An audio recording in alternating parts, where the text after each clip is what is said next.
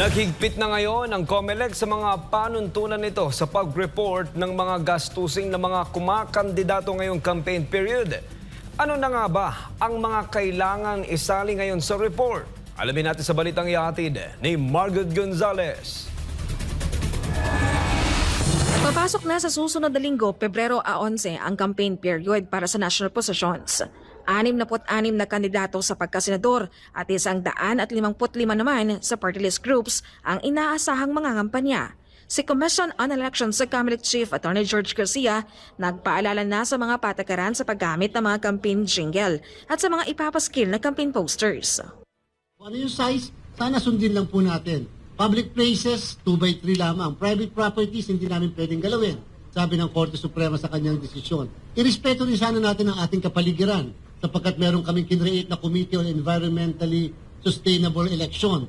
At dahil dyan, sisiguraduhin namin yung mga magkakabit at magpapako sa mga puno, hindi naman papakuha namin sila, pero kakasuhan namin sila. Yung pong non-biodegradable na mga material, sana iwasan naman po natin.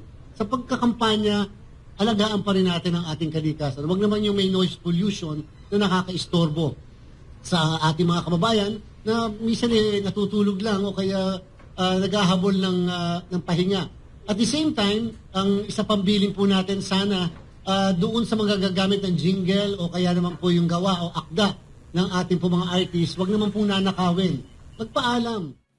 Maliban dito, nagpaalala na rin ng poll body pagdating sa statements of contributions and expenditures o SOSE ng mga kandidato na kailangan nilang isumite 30 araw pagkatapos ang eleksyon. Ang mga kandidato na tumatakbong independent maaari lamang makagastos ng 5 piso sa kada rehistradong botante at 3 pesos naman kung may political party. Sa kasalukuyan, ang bilang ng botante po natin sa buong bansa ay 68,241,000. So more or less po, kung ikaw ay kandidato for senator, yan po ay 68,241,000 times 3 pesos kung may partido or times 5 pesos kung walang partido politikal. Kung mangangampanya sa telebisyon, maaari lamang maglagay ng 100 at 20 minuto na ad placement sa kada estasyon. 70 minuto naman kung maglalagay ng ad sa radyo ang kandidato.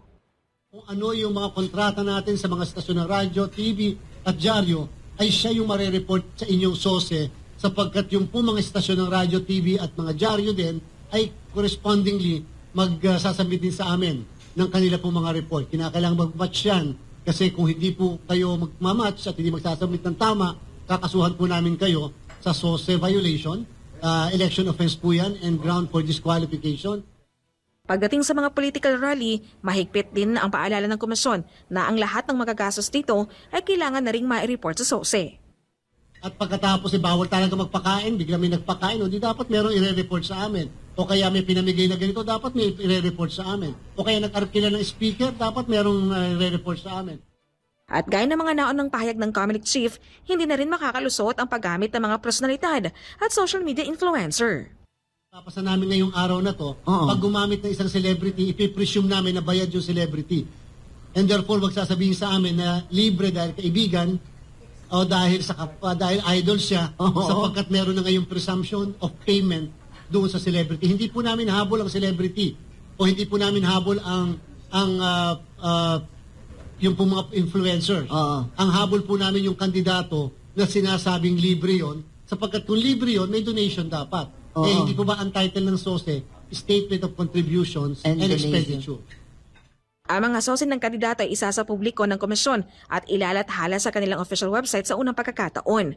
Pati ang mga kandidato na umatras sa panahon ng campaign period ay obligado pa rin na magsumite ng SOSE.